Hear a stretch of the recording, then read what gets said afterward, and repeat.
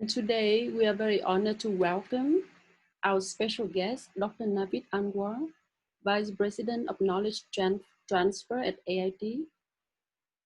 So I would like to welcome Dr. Navid to address the participants. Yes, thank you so much, Dr. Nguyen. Good morning, ladies and gentlemen.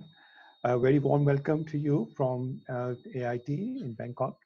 And it is a very interesting time, although we have a lot of difficulties. But at the same time, this is also providing an opportunity for us to conduct such programs, and reach out to you directly. So first of all, let me thank you for your support as well as confidence in AIT. Joining this, I would say, very important. As Dr. Gyon said, it's one of the first program that we are offering for the professional development using the online medium. And we're really glad that the professionals from the bank from Nepal have supported us in this venture. And we hope that we will continue to offer many such courses and professional development opportunities, not only in banking and finance, but in many other areas that AIT is currently working on. I am quite sure most of you are familiar with AIT. I don't know if you know that in AIT, the alumni from Nepal is probably one of the highest per capita. And we have so many colleagues who have in AIT who are from Nepal. And I myself have visited Nepal several times. I was working after the earthquake over there with ADB, and I have had some really, really great time over there. So let me just once again welcome all of you to this webinar. And I hope that this kind of interaction will contribute towards the professional development on your side, and also on our side, we will get more direct input from the professionals in the field. And we will continue to update and expand our programs so that we can provide the best knowledge and capabilities that can be developed using various experts that we have in our network, as well as the faculty in AIT. And I hope that after this webinar, we will be able to get some feedback from you, and also your interest in maybe in other areas or other topics that you yourself personally or the bank officials will be interested in. So thank you once again, and I do hope that we enjoy this talk. And I know Dr. Venkatesh very well for a very long time, and he's one of our most engaging speakers. So I'm sure it's going to be a very interesting talk. So thank you so much. Thank you, Dr. Navid, for the warm welcome, and thank you for joining us today on our webinar.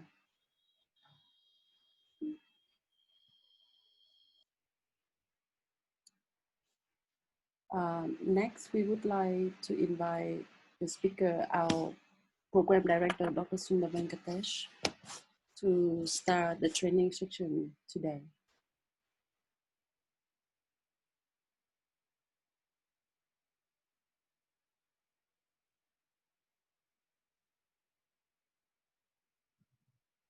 Good morning to all of you. It's a pleasure to be here on a Saturday morning, and I think Saturday is a day off in Nepal. So you're all working on a day off, and let me assure you that we will make this interesting and enriching for you. Now, we have been together for a week, and you probably have some feel for how AIT's education system works. So we believe in providing engaging, at the same time very rigorous programs. And so we have had made many demands on your time, and all of you have responded wonderfully. And I'm very happy with the group work that we have seen so far. and I hope that this will continue in the future. So let me start today's webinar, which will be about 45 minutes duration, with a few words to emphasize the importance of cash flows. And then at the end of my talk, we will open it for Q&A, and we will keep it open-ended. So those who have questions can type these questions in, and I'll be happy to answer them. So you see there are three things here on the title slide. One is growth, the second is debt, and the third is cash flows. Emerging economies like Nepal are experiencing or have been experiencing fast economic growth. And this economic growth is driven by enterprises. And enterprises need financing to sustain this growth. And very often the equity financing, the retained earnings are not enough. And that is when they turn to banks and other lenders. So which is where debt comes into play. But then once they borrow, they need to have sufficient cash flows in order to be able to service this debt. And for lenders, these cash flows become an important source of analysis and important source of risk as well. And this is what we are going to focus on, how to make sense of the cash flows.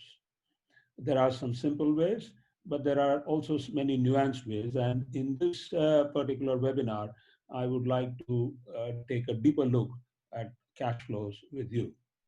So what will we cover? Since cash flows are one of the best indicators of financial risk, we need to understand them, but they take different forms. And so I'll be dealing with different levels of cash flow, so to speak, in this webinar.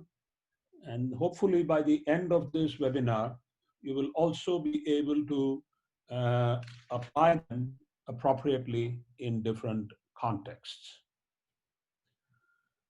All right, so companies and businesses, they want to grow, they like to grow, and they're forced to grow. And who is forcing them to grow? It's mainly the owners and the shareholders who expect that growth will lead to the growth in value of their equity. So the starting point in any discussion about growth is the growth in sales.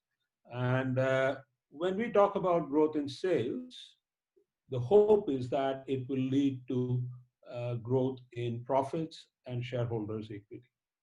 We all know that this is not always the case. Sometimes sales growth may be accompanied by growth in profits and equity, but that is not always true.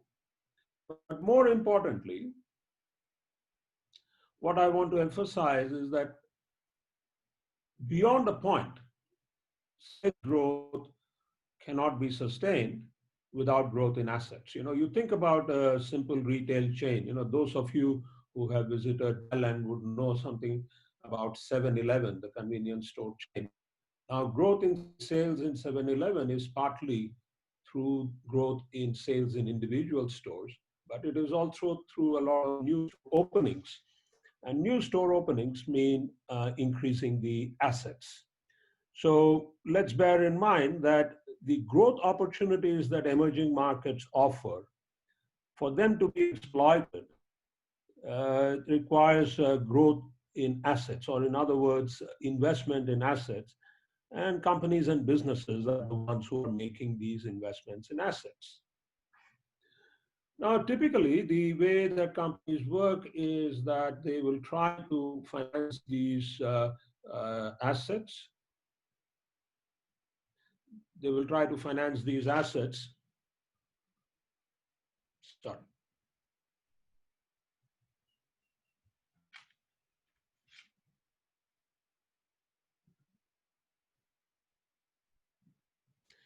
They will try to finance these assets through the retained earnings. But when the retained earnings are not enough, then there is a requirement for debt. And this is where lenders like NMB Bank or other commercial banks come into the picture. So basically, all debt can be thought of as something that is required to finance growth. So growth in sales, as we said, requires growth in assets, and growth in assets are financed up to a point by retained earnings, but beyond that by debt.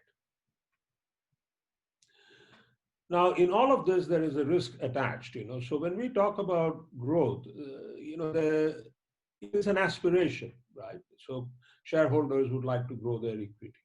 So they desire growth, but growth is never guaranteed. Growth is uncertain.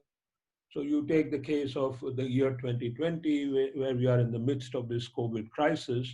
Companies have made investments in the assets, but the growth in sales and growth in equity is probably not going to happen for a majority of the companies. Many of them will find themselves short on their growth targets. But then if they had financed these assets, taking debt, that is a certainty. That debt is not going away from their balance sheet. So they'll have to repay this debt. So I summarized in a very simple form like this: growth is uncertain, but debt is certain.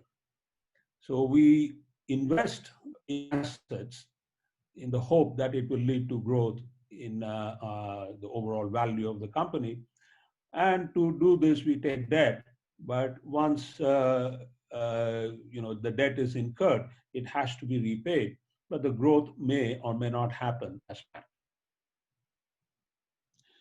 And so if you ask me what is a simple understanding of risk, it is simply that the cash flows are not enough in order to service this debt that company has incurred in order to meet its growth aspiration. So at the risk of oversimplification, I'd like to say that the pattern of cash flow generation, right, currently and in the future, in relation to the cash obligations, that means the debt that the company has taken, right? This is the best indicator of a company's financial risk, right? So will there be cash flow enough to meet the debt obligations or not? Right? That is the measure of financial risk. And when we talk about financial risk, it is also useful to distinguish it from business risk, because financial risk falls on companies that take debt. But business risk falls on all companies, those who take debt and those who don't take debt. So business risk is the demand side of things. Companies' demand may be down for a variety of reasons. So, or the demand can go up for a variety of reasons, and that is the business risk side of things. But financial risk is different from business risk. But of course, it is correct to say that financial risk is related to business risk, but it's not the same as business risk. And so this is a picture that I shared with you in an earlier handout, but I want to elaborate on this in this webinar. Now, as we have seen, profit is not cash flows. We know the accounting conventions that are used to calculate profit, right? So when a company sells to a customer, it makes a sale, but it may or may not collect the money. So a sale can result in a profit, but it may not result in any cash inflow. The money is not collected from the customer. That's the simplest distinction between cash and profits. And so if you think of a company that is making profits but doesn't have cash flows because the cash is stuck with the customer, very clearly they cannot service the debt. And so our focus is on cash flows rather than on profit. But cash flows can be thought of as a cash waterfall, right? So the starting point of any cash flow discussion is EBITDA, or the earned before interest, tax, depreciation, and amortization, right? Now, depreciation and amortization, as all of you know, are expenses, but they are not cash flows. So in a way, we are saying that EBIT before depreciation and amortization. And for a lender, you can say that this is the kind of uh, fund that is available to service the debt. Why? Because it's before interest and it is before tax. And typically, lenders are paid before the tax is paid to the government. So if you look at the pecking order in the income statement, first pay the lender, then pay the government, and finally, whatever is left goes to the shareholder. So the starting point of any cash flow discussion is EBITDA. But then things get a bit more interesting when we go forward from that. So the next related concept in cash flow is what is known as the funds from operation. And I have elaborated on this in the handout that I have posted on the course website. But funds from operation, you can simply think of this as net income and then add back the depreciation and amortization. Okay. The next level from the fund from operation is the so-called operating cash flow. And you can see that here. And the operating cash flow is calculated after adjusting the fund from operation for changes in working capital. Now, this is an item that is often overlooked, right? So investments in working capital suck up the cash flow. And typically, the two big items in the working capital are account receivable and inventories. So inventory pile up or account receivable pile up, that means money due from customer is accumulating. These can cause the cash flow to weaken. And there is a separate word for this type of cash flow, which is called the operating cash flows. Now we are seeing three levels already: EBITDA, fund from operation, and operating cash flow. Now you say, oh, is the operating cash flow available to service the debt? Difficult to say. Because companies have routine capital expenditures, machinery has to be replaced in cycles. There are large-scale repairs to be done every year. There may be certain kinds of new assets that are bought routinely. For example, companies buy batches of computers, batches of cars, and so on and so forth. So these are what I call as routine capex, right? And this routine capex is essential for the survival and efficient operation of the company. So a company cannot say, okay, let me take my operating cash flow and meet the debt requirements. So it's going to say, hey, let me do my routine capital expenditure, and then what I'm left with is called the free operating cash flow. So now we are at the next level, free operating cash flow. And now what are shareholders saying? Hey, I need some dividends, and they can get dividends out of these free operating cash flow, right? Now, the dividends may be big or small depending on the dividend policy of the company. Sometimes it is good for lenders to put a restriction on the amount of dividends that companies pay. But whatever is the case, some part of the free operating cash flow is likely to flow out as cash dividend. And that brings us to discretionary cash flow, right? Now, this discretionary cash flow, the company may decide that, I'm going to make some strategic investments. I have a bunch of cash flows. Now I want to acquire another company, or I want to buy some large scale assets, or I want to set up a new plant, or I want to expand my markets. And then after all of this is done, we come to a number called pre-financing cash flow. And from here, the company decides, how much to repay as debt, or how much new debt to take, or how much new equity to issue, or should they repurchase equity, and so on and so forth, right? So the point I wish to make is that cash flow has many avatars, so to speak. There is EBITDA, there's fund from operation, there's operating cash flow, there's free operating cash flow, there's discretionary cash flow, and pre-financing cash flow, you see. So when we say that the cash flow should be adequate, that's true, cash flow should be adequate, but for what purpose? And that purpose, is a way to determine which level of cash flow should we be looking at in order to assess the adequacy. So cash flow ratios, right? These take many forms, but before we jump into the exact definitions and what is appropriate, I want to highlight the two main categories of cash flow ratios. One is called payback ratios, right? And the other is called coverage ratio. So let me take one payback ratio. Fund from operation divided by debt. Now, debt here means total debt. Total debt can be short-term debt plus long-term debt.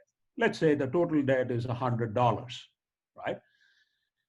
And now let's say that the fund from operation is about $10. Now, it will require, so to speak, 10 years of funds from operation in order to repay this debt, right? In that sense, this ratio is telling you something about the payback period. So it says that given the current level of funds from operation and given the current level of debt, how much time will it take to repay this debt, right? Now imagine a situation where typical debt tenors in an economy, like, for example, in Nepal, the average tenor of debt is about 3 to 4 years. Now, if this ratio suggests that the payback period is 10 years, that means this particular borrower is having some difficulty with the fund from operation. It doesn't seem to be enough. I would expect that the payback ratio is in the range of 3 to 4 years, but it looks like it is 10 years, right? So payback is determined with respect to the total level of debt, right? Total level of debt. So you can see the set of payback ratios here. Funds from operation is linked to debt. The EBITDA is linked to debt. The cash flow from operation or the free operating cash flow, discretionary cash flow, everything is related to the total amount of debt in the balance sheet. Now, when you're talking about the total amount of debt, remember to include both short-term and long-term debt. And I'm not talking about short-term and long-term liabilities. Liabilities due to suppliers are not included in this discussion. When we talk about debt, these are all interest-bearing debt, right? So you should include both short and long-term debt and certain types of financial leases. These are also debt, but in a different form, okay? So when you use these payback ratios, have a clear definition of what is debt. And it requires you to have a system, a process, so that, consistently across different cases and files, you have the same definition of debt, okay? So short-term debt, long-term debt, and certain types of leases should all go in there. But then when we come to the coverage ratio, it's a different thing. We are looking mainly at the interest, right? So we are looking at EBITDA to interest or fund from operation plus interest divided by cash interest and so on and so forth. But sometimes the coverage ratio will also include the debt repayment that is due in the next period or the period after that. So then it becomes a debt service coverage ratio. So coverage ratio can be of two kinds. One is covering the interest, and the second is covering the total debt service, which means in a particular year, how much is the debt service coverage? That will be interest, but plus the portion debt that needs to be repaid. Now here, there are some very, very interesting adjustments that you will need to make, and the most important of them is something like this. Let's say you have a company that is building a plant, right? And the construction period is about 3 years. During this period, the interest on the borrowing will not be shown in the income statement. The accounting policies will allow for this interest to be included in the cost of the asset and capitalized, so to speak, right? So the interest on the income statement may look very small. As a result, the coverage ratio will look very big, because if the interest is small, then the EBITDA by interest is going to look big.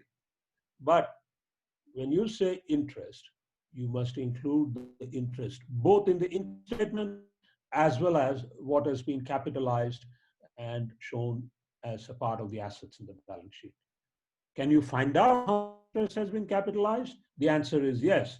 So the notes to the accounts of any company will have to show how much of the interest has been capitalized and included in the cost of the asset, right? So we are using these ratios. Here are the important pointers. Payback ratios always with reference to the total amount of debt. Coverage ratios are usually with reference to the amount of interest to be paid in every period, but in some cases it is interest plus the portion of debt that needs to be repaid. And after having said that, two important tips. One is make sure that the debt is properly defined and all manner of debt is included in the calculation of the ratio. And secondly, when you say interest, make sure that both the expensed item and the capitalized item are included in the definition of interest. Now, what I'm about to say next is a little difficult to apply in practice, but you need to think through this, and people apply considerable judgment when it comes to these factors. It's not impossible to do, but it requires a certain amount of judgment, and sometimes you can also have internal procedures that help you apply these contextual factors. Now, let's say you compute these ratios that we talked about, the payback ratio, the coverage ratio. Which one should you use and when, right? Like, you have a bunch of ratios here. There are 5 payback ratios here. There are 2 coverage ratios, and these are not the only ones. These are the ones that I'm using. But, in a particular bank, like NMB, there may be different definitions of these cash flow ratios, and some of them may be related to what I'm talking about. But when you have all of this, one thing you need to remember is that not all are important in all contexts. So the context makes a difference. And I want to highlight 3 important elements of the context that will help you determine which ratio, which cash flow ratio is important under what context. The first thing that I highlight is this working capital intensity. Working capital intensity, what exactly does this mean? Working capital, as all of you know, is current assets minus current liabilities, right? So current assets, mainly account receivable and inventories, and current liabilities, mainly account payable. Now, bigger the working capital, more is the cash blocked by the working capital, right?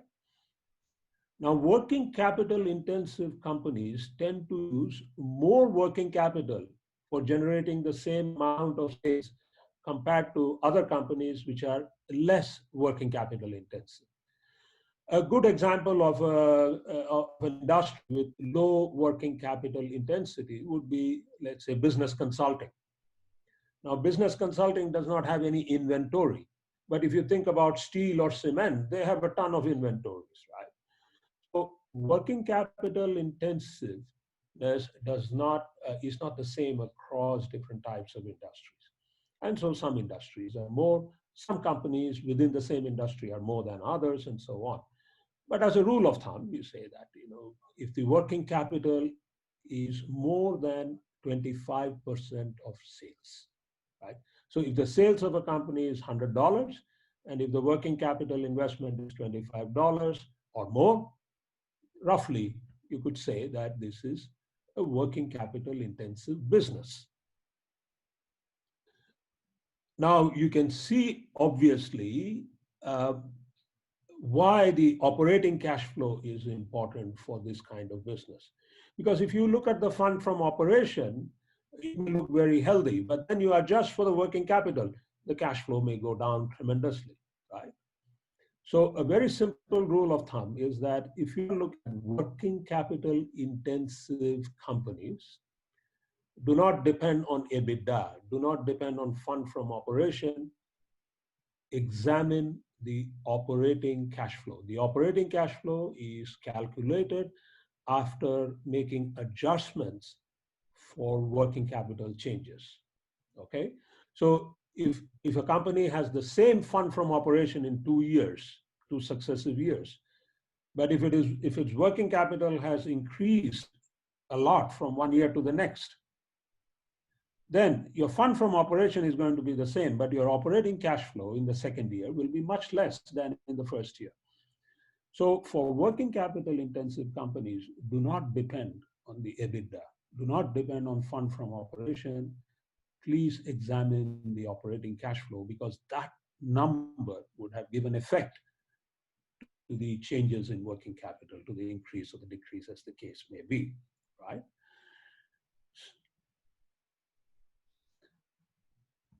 The second contextual factor that I like to bring in is what are known as capital intensive companies.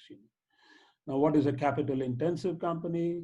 It's a company where capital spending to sales is more than 10%. That means fixed assets.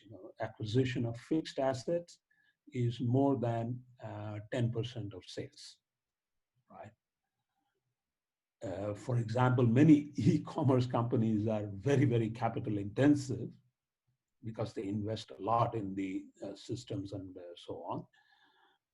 And typically, they will have capital spending that is much more than 2% of sales. Now, when I'm saying capital intensive, it does not mean that the company is not working capital intensive. It could be both.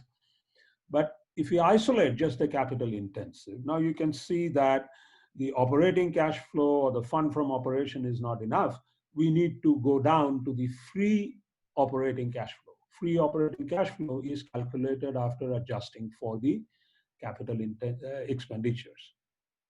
Now, when we say capital spending to sale is more than 10%, what we mean is that it is more than 10% of sale almost every year. So the routine capex is more than 10% of sale every year. So these are not the result of strategic one-time acquisitions or new factories and so on. Routinely, this company spends more than 10% of its sales on capital expenditures. So what is available for doing other things? Well, it's not the fund from operation, it's not the EBITDA, it is not the operating cash flow, but it is the free operating cash flow. So for capital intensive companies, the thing to go with is the free operating cash flow. Now, by this time, you're now seeing the logic of this simple statement that I have put on the right side of the slide. So you can now see that as you go down this list of different definitions of cash flow, the definitions are getting more and more stringent, more and more tighter, right? So you can see that EBITDA is a very generous definition of cash flow, but it may not be appropriate for certain types of companies. For example, companies that are working capital intensive, don't look at EBITDA, don't look at fund from operation, but go for a tighter definition of cash flow, which is the operating cash flow. And then when you're looking at capital intensive companies, go for an even more tighter definition of cash flow, which is the free operating cash flow, and so on. Which cash flow definition to use?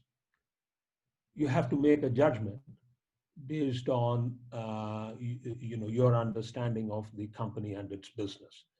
What I'm offering here are certain heuristics. So when I say capital spending to sale is more than 10%, and that makes it capital intensive, it may not be 10%. Within NMB Bank, you could define this as 8% or 6%, whatever it is. But this is a heuristic, it's a rule of thumb.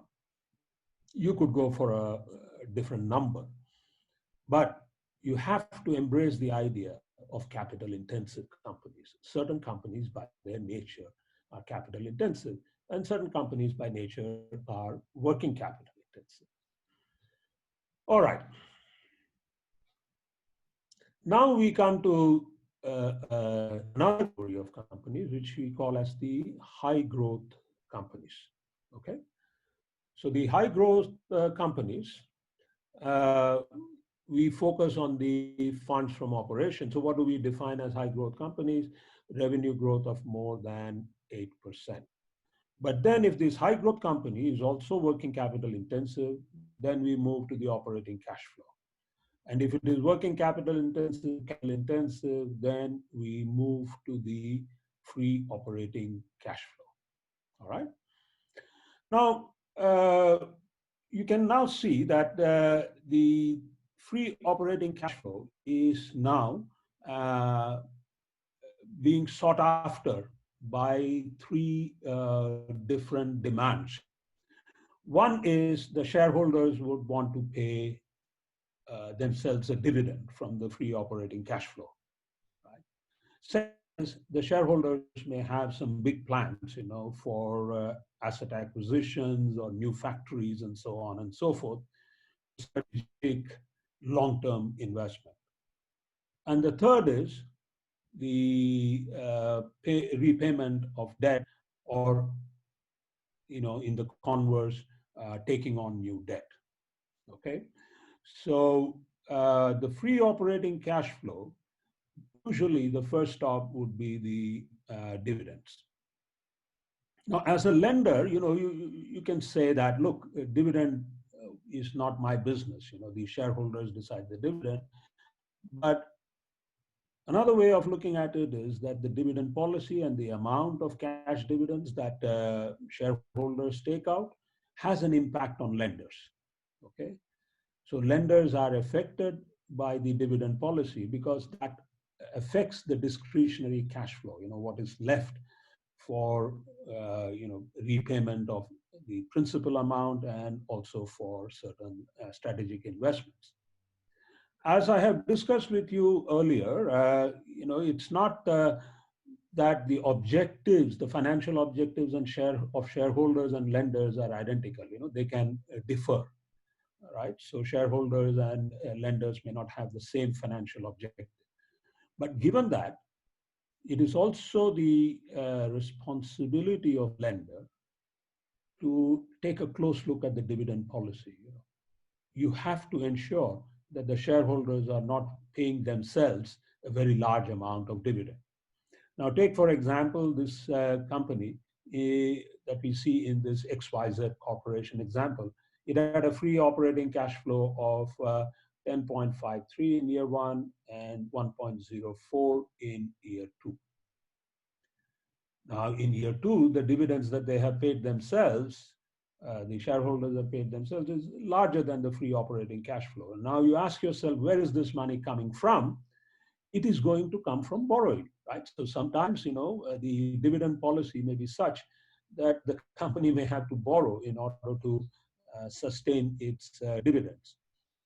So keeping this in mind, an analysis of cash flow by lenders must also take a close look at the cash dividend or the dividend policy, so to speak, in order to understand what is the discretionary cash flow. Now, at the point of the discretionary cash flow, you are now entering into the large investments, the strategic investment domain, and this will determine whether the company is going to be a net borrower or a net lender in a particular period.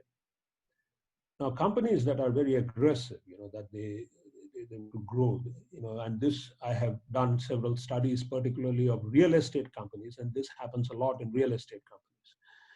The model in real estate companies is something like this, that if a real estate company sees a prime piece of land, they want to buy it, okay?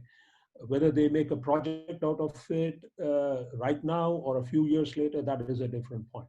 But most real estate companies think of it this way.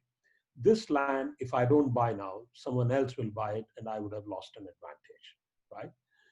And this I would call acquisition in a limited sense. So the real estate company is using its discretionary cash flows to build a land bank, so to speak.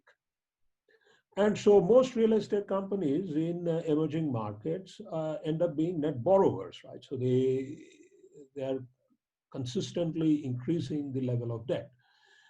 And this is because they want to grow and they want to grow fast, and there is an opportunity to grow, and they will look for these opportunities in the form of new asset acquisitions.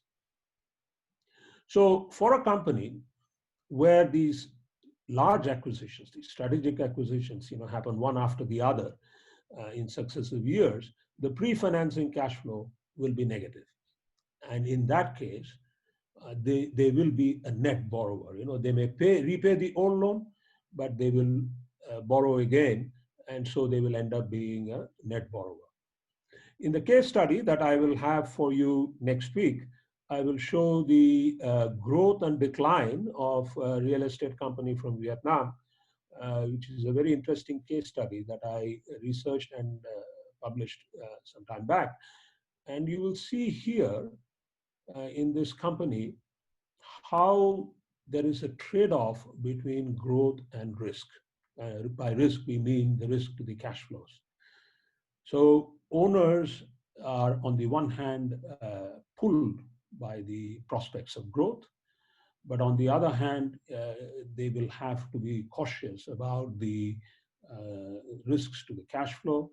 And very often, the lenders may not, as in this particular case that I will share with you and I will ask for your analysis, the lenders would not have exercised caution, would have gone along with the growth ambitions of the shareholders.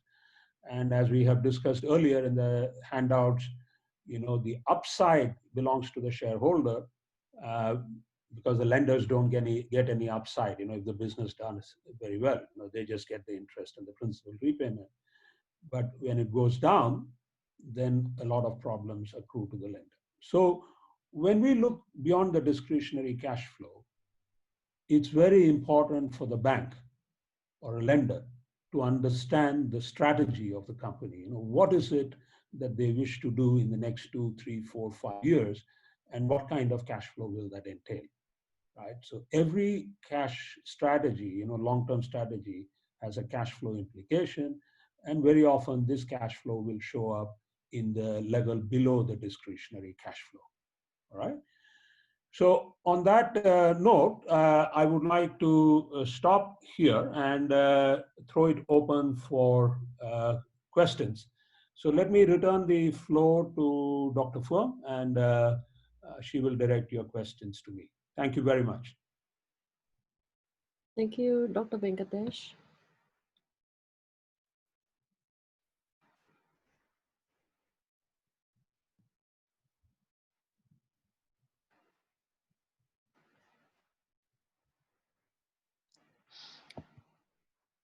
So we would like to open the section for Q&A now. So we have received 2 questions. So for the rest of the group, would you please, if you have any question, please type in the Q&A session, and we will try to answer your question in a few minutes. Thank you. Very good. So this is a question from Suman. Suman says, do we consider current liability as short-term debt or not? Quick answer is not all the current liability is short-term debt, right? So a large chunk of the current liability may be account payable to suppliers. So my simple definition of what is a debt and what is not a debt goes like this. If it has to be repaid in cash, and if it involves interest payments periodically, it is a debt, okay?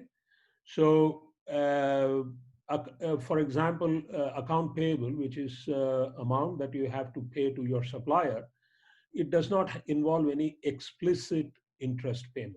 So the summary answer is not all current liabilities are short-term debt.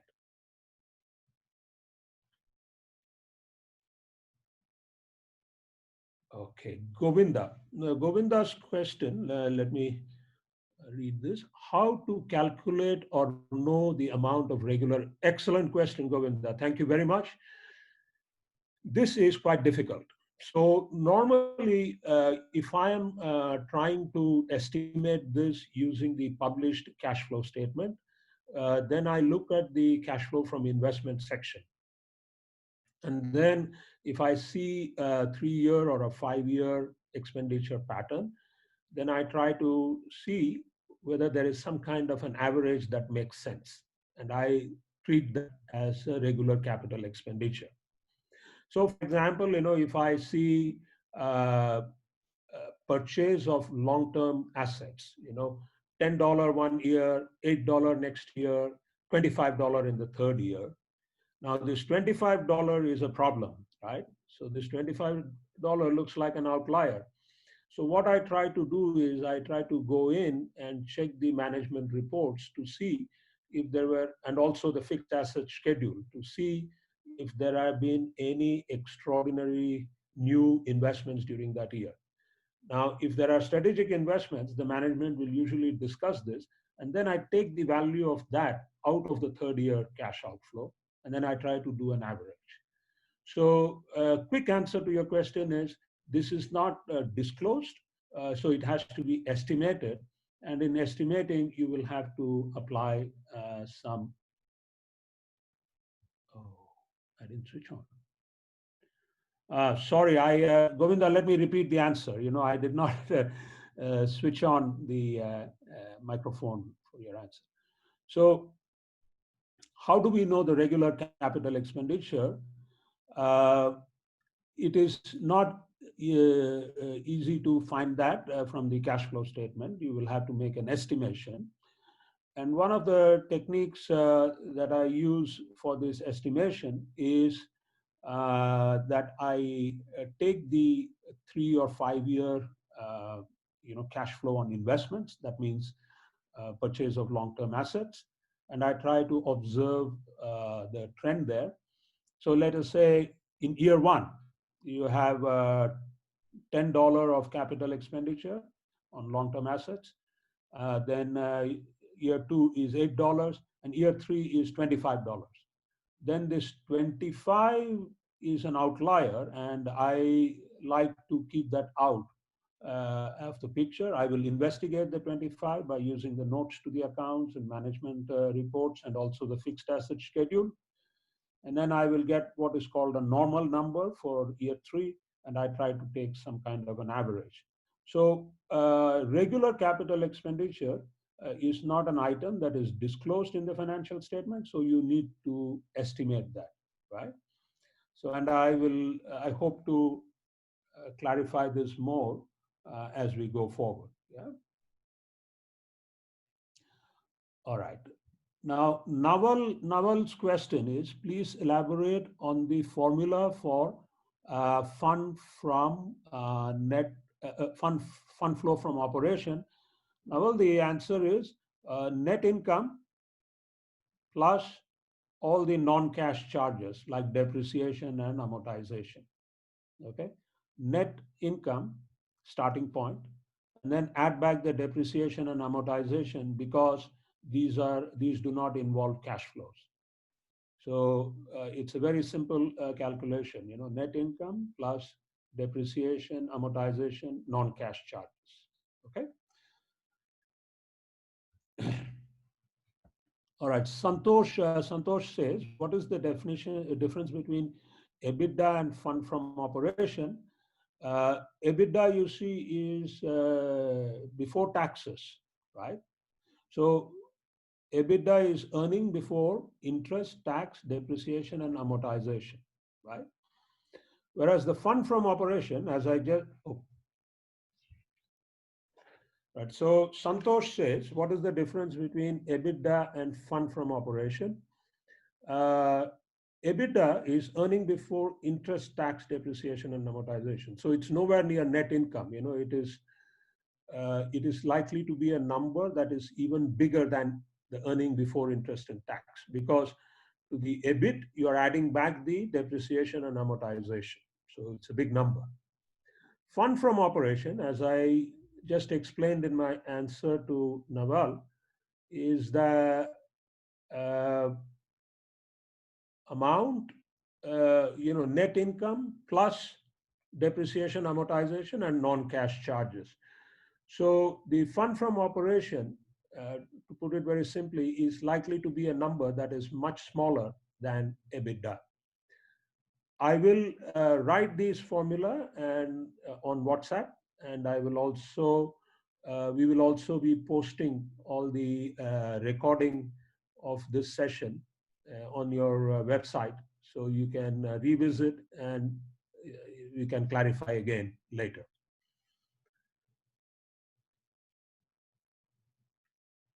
All right. Now let me go to the next question. Suman says, can we say that if cash from operating activities is negative, then it is not better not to provide additional working capital loan?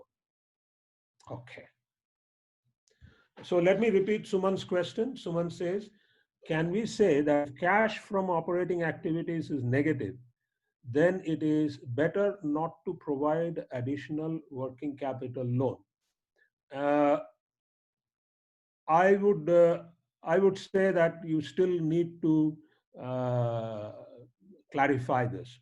First of all, I would always look at a 3-year perspective. So 3 year is usually 2 previous year and the current year, and then it is better to also project the next 2 years to see whether this is a persisting phenomena. So if in 1 year, if the cash from operating activities is negative, we may not be able to make a judgment. But let's say in all 5 years you have this problem. In all 5 years you have this problem, then you will have to go for a detailed analysis of the working capital itself. And sometimes you may find that some of the receivable quality is not good or the inventory quality is not good. So if the loan itself is secured by the underlying current asset, then I would say that before you make the decision, and this is a persistent problem, it's not a 1 year problem, it is a 5-year, 3-year problem, then you better check the quality of the working capital items. Ananta, all right.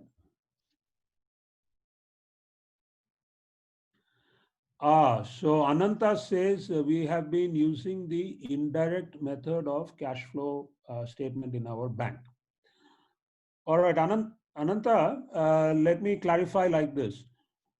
The examples that I have given to you in the handout, for example, the bottlers Nepal, those are cash flow statements that are published cash flow statement, right? And in that, you can see the indirect method is being used, right? So the cash flow statement examples that we are seeing in the handouts are all using the indirect method. The example that I have given here, it is not a regulatory requirement. It is an analytical convenience, So under no regulation is this example being used. Now, if you ask, how do I make a correspondence between, let us say, the published cash flow statement and the example that has been shown today, it is not difficult. And following your question, I will try to make a map. So I will take a published cash flow statement, which is using the indirect method, and I will try to link the information there to the example that I have shown today.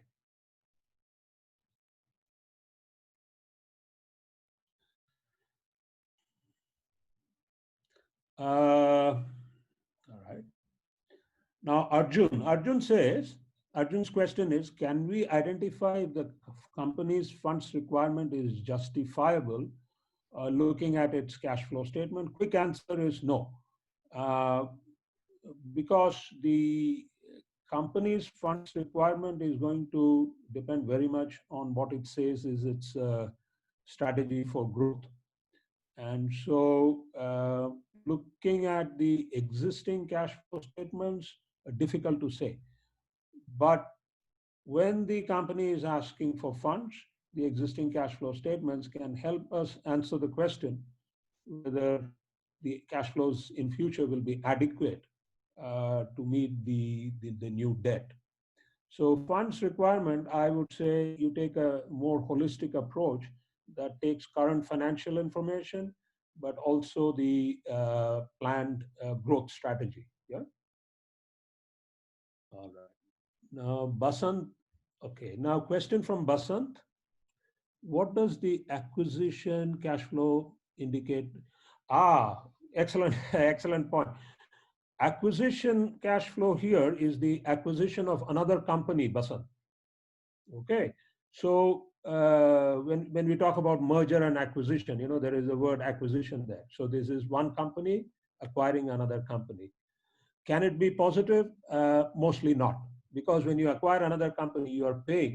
So mostly this cash flow will be negative. I'm trying to imagine if it ever be positive. I don't think so. So when we say acquisition, the opposite of acquisition is divestment. So if you sell a business unit or if you sell one of your group companies, you will have a cash inflow, and that would be called a divestment. So quick answer to your question, all acquisition cash flow will be negative. All divestment cash flows are likely to be positive, right? Ram. Ram, okay, interesting question. Ram says, can you elaborate the term interest capitalization? Okay. I think this is an important point. So what I will do is I will write a short note with an example and post it on our website or on the discussion board. But let me answer you like this now. This happens especially in capital projects with long gestation. Let's say, I gave the example of a hydropower project. It has a 3-year or a 4-year construction period. So the loan that they take during this period, they are paying interest on the loan, right? But they will not show this interest as an expense in the income statement. They say it's not an expense. So then you say, hey, where is it? So they say we are going to add it to the cost of the asset. So the cost of the asset includes what the company is paying to its equipment suppliers. The cost of the asset will include the installation costs, paid for engineers and consulting firm, etc. The cost of asset will also include import duty on import of equipment, and then there is one more cost, and that is the interest on the loan. So when they have done this, then the interest will combine with the other costs of the asset and go and sit as an asset in the balance sheet. It will not appear in the income statement separately as an interest expense. So this is called interest capitalization. And to make it clear, this is allowed under the accounting regulation. So there's nothing illegal about it. It's perfectly normal. But for you and me as an analyst, we need to dig out this information and ask, hey, how much interest are you paying every year? Yeah. So we want to know whether the coverage is good or not. So if you take the number in the income statement, it may be small or even zero, but in reality, they are paying the interest, right? Only that not show in the income statement, but take it and keep it as an asset in the balance sheet. So good question, Ram, and I will send you a short note with an illustration to show, how it is actually done.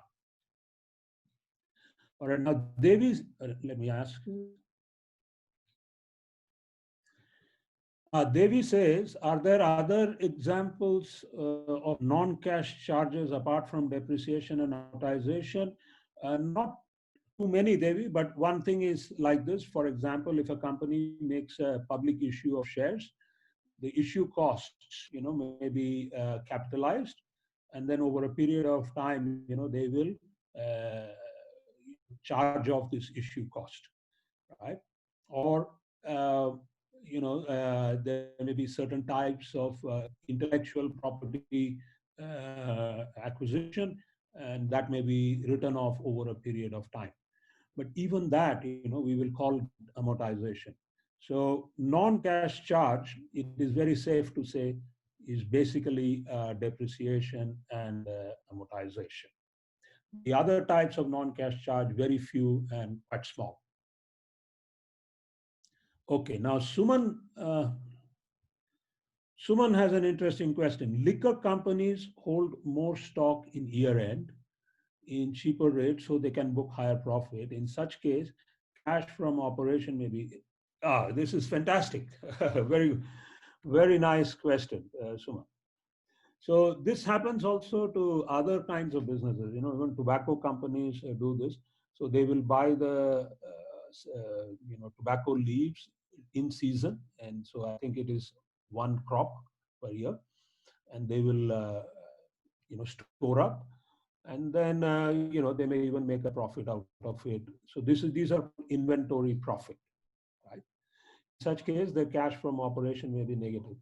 Suman, the answer to your question is like this. Don't look at it on a year by year basis. Look at it as a cycle. So if the liquor company stocks up at the end of this year, it should come up as a nice, healthy cash inflow in the next year, right? So if I look at this year, they have piled up the inventory. But in the next year, they must be able to sell it. And then that cash flow, inflow, should be quite big and healthy. So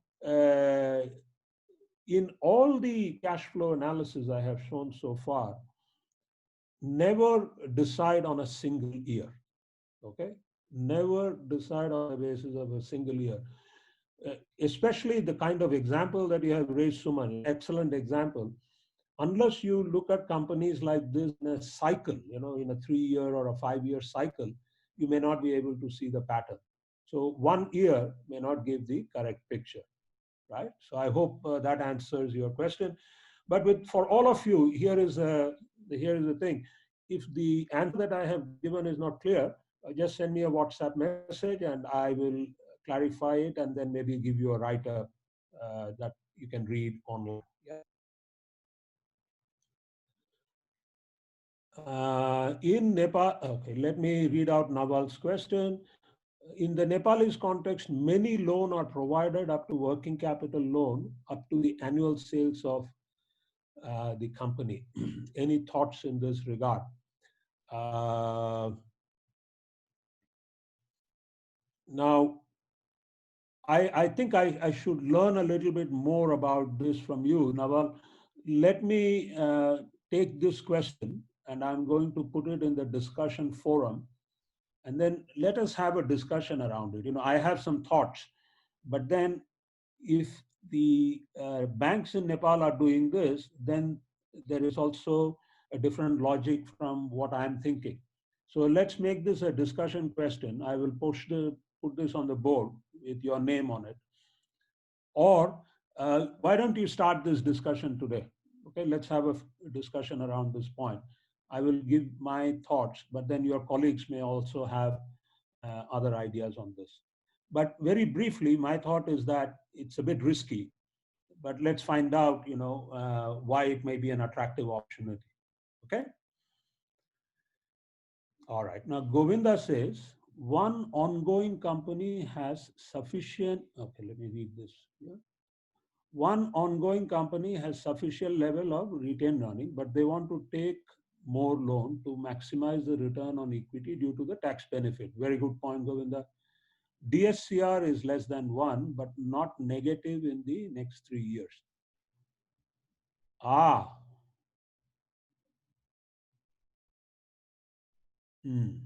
As per the repayment schedule, they shall repay the loan on a monthly basis since they have fund from retained earning. Very good. Excellent. Very, very good point here, Govinda. First of all, I normally don't wait till DSCR is negative. If it is less than 1, there is difficulty already. Okay.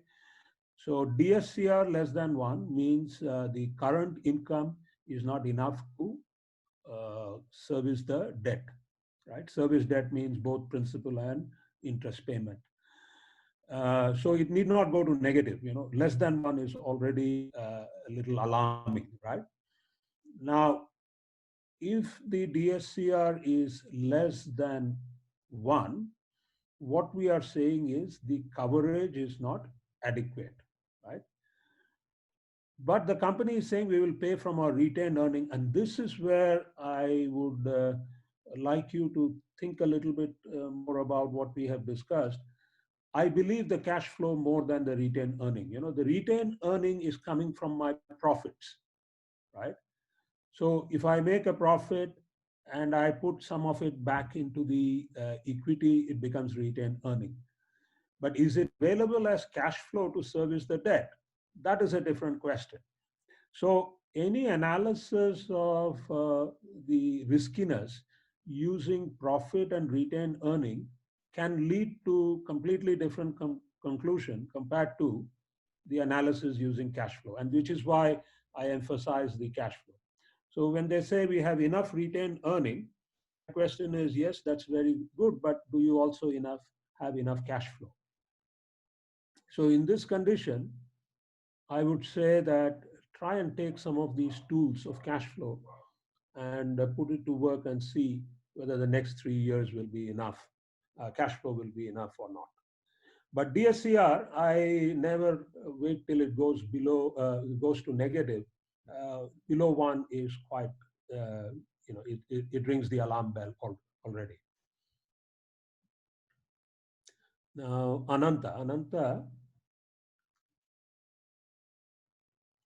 okay, what is the main indicator in the cash flow statement that we can analyze to know the genuine financing requirement of a business? Ananta, the first point here I would like to clarify is what is it for, right? So, is it a working capital loan or is it a term loan and so on and so forth? But for strategic investments, I would look at the number called the pre-financing cash flow and the discretionary cash flow, that we have seen in that statement. And for the working capital requirements, I look at the funds from operation and operating cash flow, right? Quick answers. But again, we can make this a discussion point on the board. All right. Bibu. Bibu has a question. Do we have to recalculate the interest cap? Yes. The answer, Bibu, is yes. So, to recalculate the FFO, no. So when you are doing the coverage ratio, right, as I showed you, there is an interest element in the denominator. To calculate the total amount of interest, you need to recalculate by using the capitalized interest. The fund from operation itself, you can leave the definition as it is, net income plus depreciation and amortization. Okay, but the interest in the ratio, that is appearing in the denominator, that you need to recalculate using the capitalized amount. Agni says, is depreciation a source of funds? Quick answer is no, but it can help you save taxes. So depreciation does not involve cash inflow. It does not involve cash outflow directly. But since it is an expense, it can reduce your taxes, and indirectly, it can help you improve your cash flows a bit. But directly, it's not a source of funds. All right. Praveen says, how relevant is it to analyze cash flows for a trading company as or a planned? Praveen, I think how relevant is it to analyze cash flows? Okay. So our cash flows, all right. All right, very good. See, the longer the tenor of the loan, right? The longer the tenor of the loan and more complex the product, the more effort I would put into the cash flow projections and the cash flow nuances. So from that point of view, if you have project, long-term projects like say power projects, 10, 15 years, etc., it's worth putting a lot of effort into the cash flows. Trading company cycles may be typically much shorter, and you may not find it necessary to delve into all the cash flow details that I have discussed.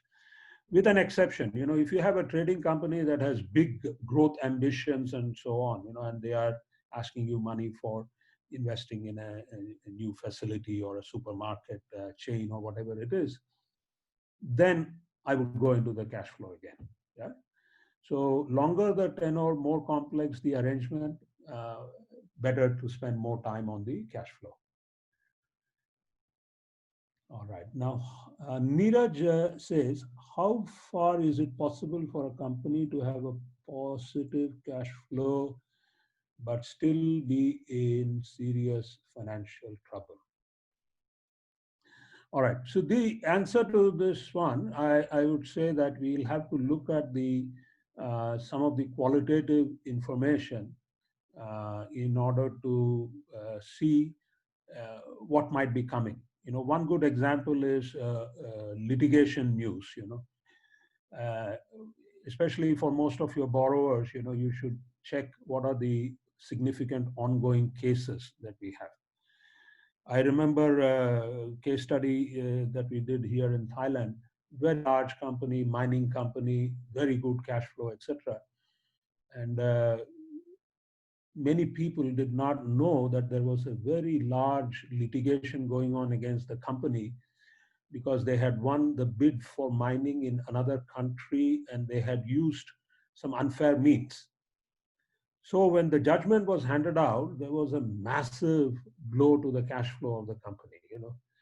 I mean, the compensation that they were required to pay was several times the annual, fund from operations.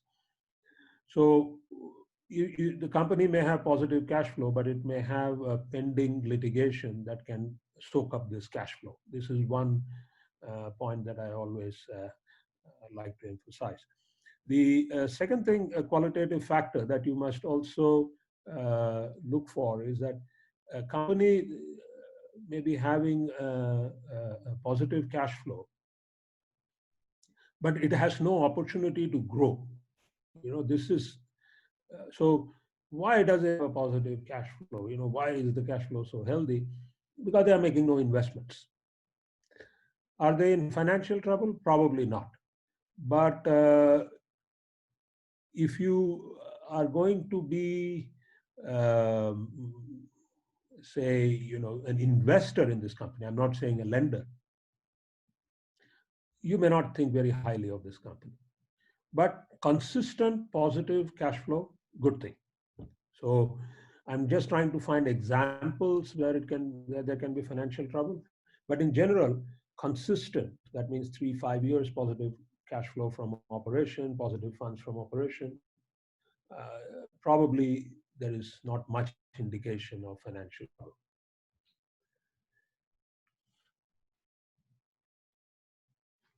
All right, Suman's question.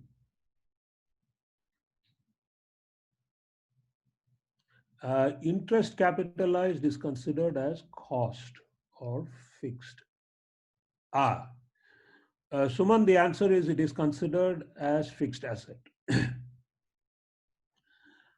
And then it will become an expense in the future when that asset gets depreciated. So it is considered as a fixed asset today. It is not shown as an expense.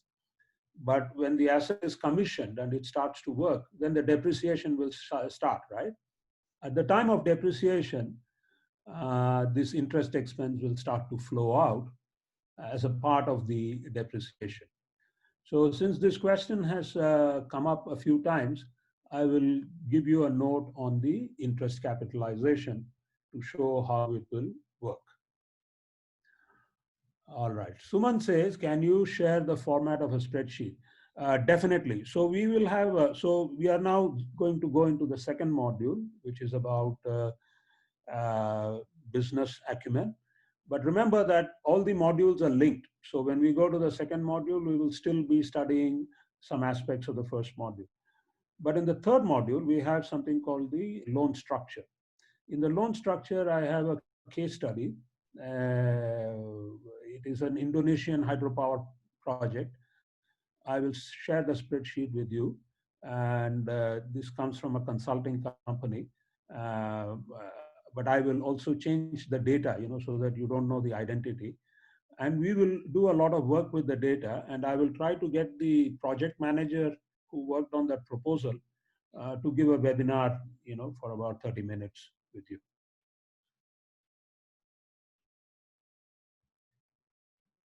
Okay, so if there are no further questions, I would like to say thank you very, very much for a very, very interesting interaction. Excellent questions. I really enjoyed all the interaction, and I will be back to work on the discussion board. I want to take some of these points back to the course website, and I'll also send you some notes, that can help you understand some concepts like the interest capitalization.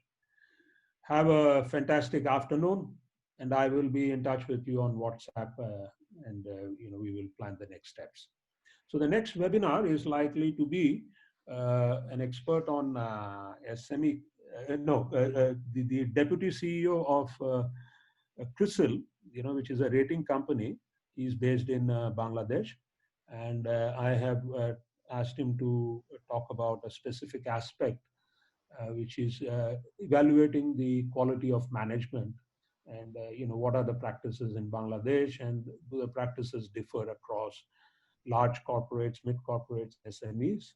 So he will come for the webinar next week, and I will discuss with Mr. Neeraj Sharma and finalize the dates and let you all know on WhatsApp.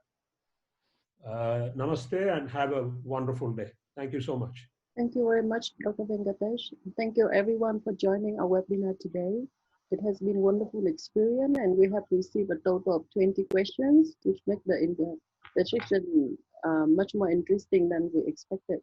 And thank you everyone. Have a good day, and we'll see you next week.